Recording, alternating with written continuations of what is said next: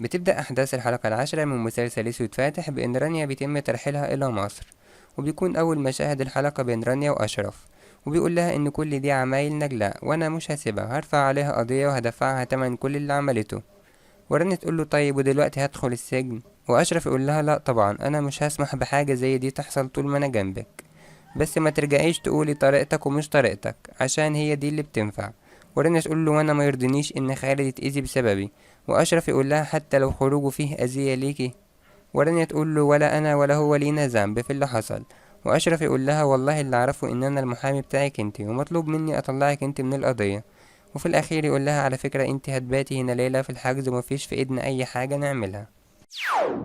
بيكون المشهد التاني بين خالد وعم آية، وهو بيقول له آية شايلة كتير يا خالد وانت عارف، وهي ساكتة. وخالد يقول له يا عمي انت عارفني وكويس وعارفها، ولكن هو عمها بيقطع كلامه وبيقول له لا انا ما اعرفكش، انا اعرفها هي، عشان انا اللي مربيها طيبة وبنت اصول، ومش معقول اقعد اتفرج كده واسكت، دي مش عارفة حتى تتكلم مع جوزها. وخالد يقول له يا عمي انا جاي عشان كده علشان اتكلم معاها. وعمها يقول له لا ما تتكلمش، هي اللي تتكلم وانت تسمع. بتخرج آية وتقول له أنا آسفة يا عمي ممكن تسيبنا لوحدنا شوية. بعدها خالد بيقول لها مش كفاية كده بقى ولا إيه؟ أنا سبتك عشان تريحي أعصابك. وآية تقول له أنا لسه مرتحتش. وهي مامتك ما قالتلكش أنا عايزة إيه؟ شكلها ما قالتلكش. خالد أنا عايزة أتطلق. وخالد يقول لها عايزة تتطلقي اللي هي آية؟ إيه اللي حصل لكل ده؟ ترد آية بتعجب وتقول له ليه؟ وبعدها بتسأله تقول له أنا باخد كام معلقة سكر في الشاي، بنام إمتى، بصحى إمتى، تعرف اسم مدرسة دينا إيه، تعرف اسم مدرسينها واصحابها، تعرف اصلا اي حاجة عندنا غير مصاريفها. شفت احنا بالنسبة لك هوا، مجرد ديكور تكمل بيه شكل حياتك مش اكتر. وخالد يقول لها انت ودينا اهم حاجة في حياتي، وده كله بسبب شوية مشاكل عندي. وآية تقول له انا ما بتكلمش عن اليومين دول، انا بتكلم على كل يوم عشته معاك من ساعة ما اتجوزنا. طيب انت فاكر اخر مرة خرجنا فيها مع بعض امتى؟ افكرك، اخر مرة خرجنا فيها كان عيد ميلاد راغب، جوز رانيا يا خالد، اللي احنا اصلا مسافرين علشانها، اللي لو ما كانتش موجودة ما كناش سافرنا ولا اتحركنا من بيتنا اصلا. وخالد يقول لها قرار زي ده ما ينفعش تاخديه لوحدك، انا لازم اكون موجود فيه، انت حتى ما فكرتيش في دينا. وآية تقول له دينا احسن لها اننا نتطلق واحنا بنحترم بعض، بدل ما تبقى عارفة ان احنا عايشين مع بعض علشان خاطرها، وتجيلي في يوم تقولي هو بابا اتجوز واحدة تانية ليه. انا ما قصرتش في حقك ولا يوم، وحاولت بكل الطرق اخليك تحبني، بس انت كنت قافل قلبك على اللي جواه. وخالد يقول لها بس انت عارفة ان انا بحبك. وآية تقول له كداب والكلام طالع منك وانت مش حاسه. وفي الاخير تقول له طلقني يا خالد، انا واحدة كنت بعمل اي حاجة علشان تريحك، ممكن انت بقى مرة تريحني. وخالد يقول لها انت طارق يا آية. شهدي بيقول لي سيف انت اللي دبستني في نجلة، وزي ما لبستني فيها لازم تخلصني. وسيف يقول له الموضوع هيخلص على ما فيش وانت عارف، وايه يعني لما تدفع شرط الجزاء الزاهر، هو انت بتكسب شوية؟ وشهدي يقول له انا عمال الم من وراك وانت مش موجود، ما تدفع انت المرة دي. وسيف يقول له عادي ادفعه، انا ما عنديش مشكلة، اكتب لي المحطة بتاعتك وانا ادفعه. وفي الاخير شهدي يقول لي سيف ما تروح تجيب العقود خلينا نمضيهم ونخلص.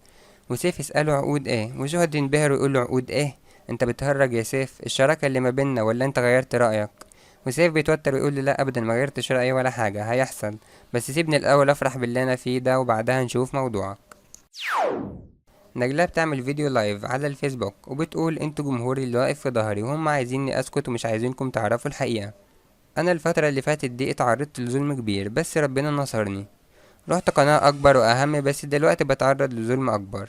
في ناس كبيرة قوي بتحاربني ومش عايزاني اتكلم، بس اللي يسكت عن الحق بيكون جبان، وانا محدش هيقدر يوقفني، وهكمل رسالتي ضد الناس اللي بتسمم اطفالنا واللي بتسرق فلوسنا وبيجروا ورا الفضايح، وحسبي الله ونعم الوكيل في اي حد مش بيتقي ربنا في الناس. هبة بتروح لرانيا اسم الشرطة وتقول لها هبة انا بجد مش مصدقة اللي حصل. ورانيا تقول لها جاية ليه يا هبة عشان تتفرجي عليا؟ تقول لها هبة انا اكتر واحدة عمرها ما خانتك في الشغل على فكرة، وجاي اقولك ان ماليش اي ذنب في اللي حصل ده. المرة اللي فاتت لما طردتيني فيها من الشركة ما كانش عندي اي حاجة ادافع فيها عن نفسي، بس انا جاي النهاردة ومعايا الدليل، معايا الرسائل اللي كان بيبعتها حسن لسيف، وفي كمان بينهم مكالمات كتير، حسن كان بينقل كل الاخبار لسيف. ورانيا تقول لها وحسن كان بيعرف المعلومات دي منين؟ وهبة تقول لها مني، خطيبه، وبحكي معاه مشاكل الشغل زي اي واحدة مع خطيبها، بفضفض وما كنتش عارف ان هو هيستغلني. ورانيا تقول لها والمفروض دلوقتي انا اصدقك واعتذرلك واخدك في حضني مش كده؟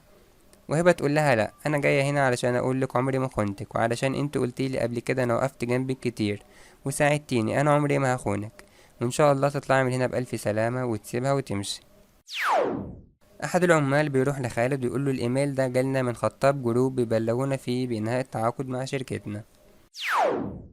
خالد بيفتكر اسباب العداوة اللي بينه وبين سيف اللي تسبب في فسخ التعاقد دلوقتي، وبيكون الموقف ابتدى لما خالد راح لخطاب مكتبه بيقول له انا بعتذر لحضرتك علشان تأخير شحنة اللحوم البرازيلي في المينا، بس ده لان التقرير.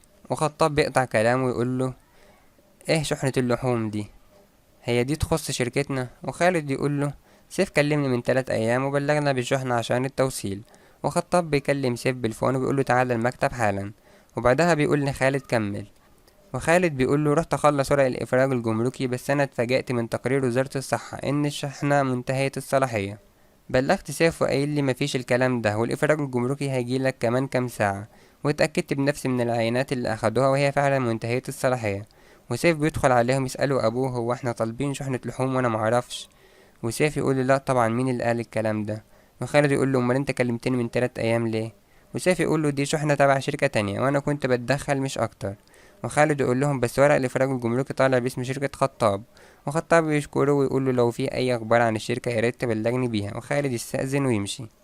خطاب بيزعق لسيف ويقول له انت بتعمل شغل لحسابك من ورا الشركة ولا عايز تودي الشركة دي في 60 داهية؟ هبة بتروح لخالد وبتقول له انت طبعا عارف انا اترفدت من شركة خطاب. وخالد يقول لها عرفت وعارف من المستحيل تكوني عملت كده. وهبة تقول له اللي عمل كده حسن، انا لقيت رسائل كتير ومكالمات بينه وبين سيف، انا كنت دايما بقول في حاجة بينا هتخلينا ما نكملش مع بعض، هيبطل يهتم بيا او حتى هيخوني مع واحدة تانية، بس عمري ما تخيلت انه ممكن يعمل حاجة زي دي. حسن كان طول الوقت بيستغفلني ويستغل اني سكرتيرة رانيا عشان ياخد مني كل الاخبار ونقولها لسيف. وانا رحت لرانيا علشان اقول لها اني ماليش اي ذنب في الموضوع ده، بس هي ما صدقتنيش. وخالد اعتذر لها ويقول لها انا مش عارف اقولك ايه، وهي تقول له انا جايالك علشان اللي بينك وبين سيف، وبعد ما حسن طلع واطي وملهوش عزيز ولا غالي جايالك علشان تاخد بالك منه. بيتصل على راغب الشخص اللي هدده وبيسأله جهزت اللي قلتلك عليه؟ وراغب يقول له الفلوس جاهزة تعالى خدها في اي وقت. والشخص ده يقول له بكرة الصبح تسافر بيروت وانا هقولك هستلمها منك ازاي. خالد يعاتب اخوه حسن ويقول له انت نسيت سيف عمل معايا ايه، ده كان ممكن يدمر حياتي كلها وشغلي. وحسن يقول له خلاص الموضوع ده عدى عليه زمن وابوه عودك. وخالد يقول له وعينك انت كمان في الشركة بمرتب ما كنتش تحلم بيه، وفي الاخير بتبيعه وتنقل اسراره بره. وحسن يقول له ابيع ايه واسرار ايه، عيلة منهم فيهم انا مالي، انا نقلت اسرار الشغل لواحد من اصحاب الشغل ايه فيها. وخالد يقول له انت هتستهبل، انت عارف العداوة اللي بين سيف وابوه، ويا ريت وسختك دي طالتك لوحدك، دي طالت الغلبانة اللي استغلتها وعشمتها انك بتحبها. وحسن يقول له لا انا بحبها يا خالد وانت عارف كده كويس، ولو كنت فاكر ان ده هيأذيها ما كنتش عملته، وهرجعها شركة بمنصب احسن من اللي كانت فيه. وخالد يسأله انت كنت عارف ان سيف كان هيلفق لقضية الاغذية الفاسدة؟ وحسن يقول له لا طبعا ما كنتش اعرف، ولما عرفت رحت له واتخانقت معاه وقال لي ماليش علاقة بالموضوع ده، وقال لي كمان ان اشرف هو اللي لبسها لك. وخالد يقول له لا راجل يا واد قوي وقلبك عليا. وحسن يتعصب ويقول له لا راجل يا خالد وراجل قوي كمان، وما عملتش حاجة غلط وعملت زيك بالظبط، انت شفت مصلحتك مع سيف قبل كده، ايه المشكلة بقى؟ بتيجي امه وتقول له انا مش قادره اصدق نفسي ابني انا بيعمل كده، انت يا حسن؟ وحسن يقول لها انا ما عملتش حاجه، اوعي تصدقي اي كلمه من اللي قالها خالد دي. وامه تقول له اوعى تكون فاكر نفسك هتضحك عليا بالكلام الخايب بتاعك ده. وحسن يعلي صوته ويقول لها انا ما عملتش حاجه غير اني استفدت زي ما كل الناس بتستفيد. وخالد يقول له وهبه اللي اترفدت من شغلها بسببك، ورانيا اللي ممكن تكون فاكره اني اتفقت معاك. وحسن يقول له لا يا حبيبي قول لي ان الموضوع كده، بلاش تدخل لي دخلة المبادئ والحوارات دي، كل الموضوع رانيا. وخالد اتعصب عليه وضربه بالقلم. امه تدخل وتقول عايزين تمسكوا في بعض قدامي، ولاد الاتنين اللي طلعت بيهم من الدنيا ماسكين في خناق بعض قدامي، واحد خان خطيبته والتاني بيحب على مراته. خالد يروح يزور رانيا وتقول له كنت انا اللي بزورك هنا دلوقتي انت اللي بتزورني. وخالد يقول لها رانيا احلف لك بايه اني ماليش علاقه. ورانيا تقطع كلامه وتقول له وليه كل الناس بتحلف، ياما ناس حلفت بدينها وعيالها وكانوا بيكذبوا. وخالد يقول لها انا ماليش علاقه باللي عمله حسن ومش مصدق اصلا عمل كده ازاي، يعني انت متخيله اني ممكن احط ايدي في ايد سيف بعد اللي عمله معايا؟ ورانيا تقول له ممكن تسيبني في حالي. وخالد يقول لها رانيا انا عمري ما كدبت عليك. ورانيا تقول له روح لبنتك ومراتك. وخالد يقول لها انا طلقت آية. ورانيا تقول له حياتك وانت حر فيها، انا اللي ظلمت نفسي تاني لما فكرت فينا، لو سمحت قوم امشي.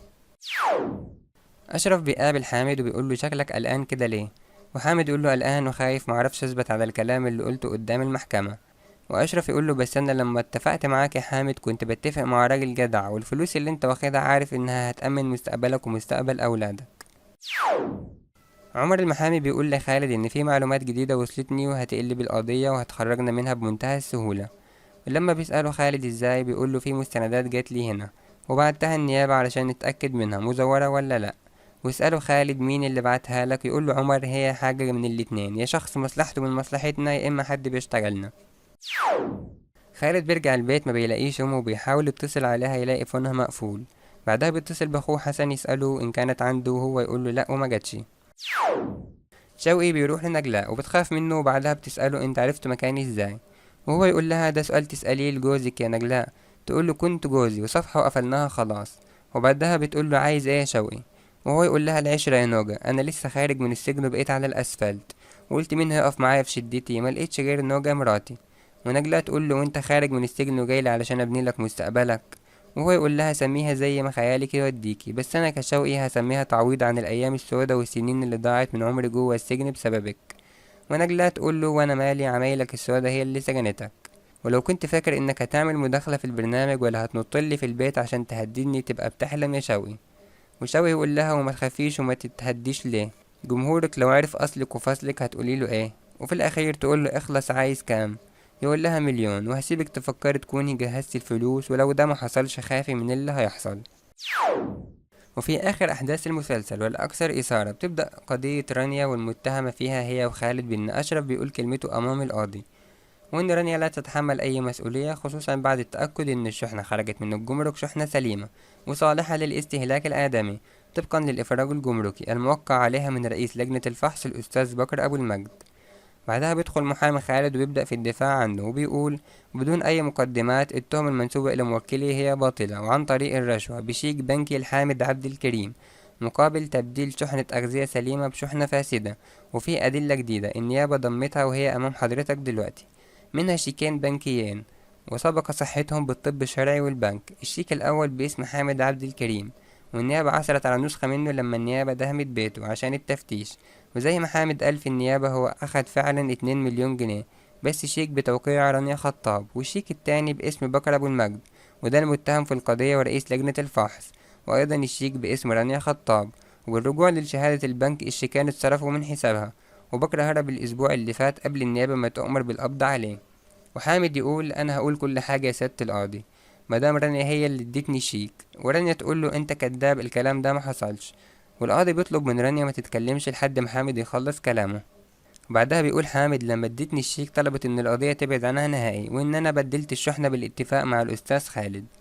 والمحامي عمر يقدم للنيابة تقرير صحيح من الجمارك بفساد الشحنة عكس التقرير اللي ماضي عليه بكر بان الشحنة خرجت سليمة من الجمارك لتبرئة رانيا وإدانة خالد. وفي الأخير يدين رانيا بأنها متورطة في جلب شحنة فاسدة من خارج البلاد ورشوة أحد العاملين لإدانة موكله خالد نعمان. وتقرر المحكمة ببراءة خالد نعمان من التهم المنسوبة إليه وبحبس حامد عبد الكريم 2 سنين مع الشغل والنفاذ، وحكمت غيابيا على بكر بالسجن 3 سنوات مع الشغل والنفاذ، وعلى المتهمة رانيا خطاب بالسجن 3 سنوات مع الشغل والنفاذ. ياريت لو الفيديو عجبك ما تنساش تعمل لايك واشترك في القناة عشان تتابع باقي الحلقات.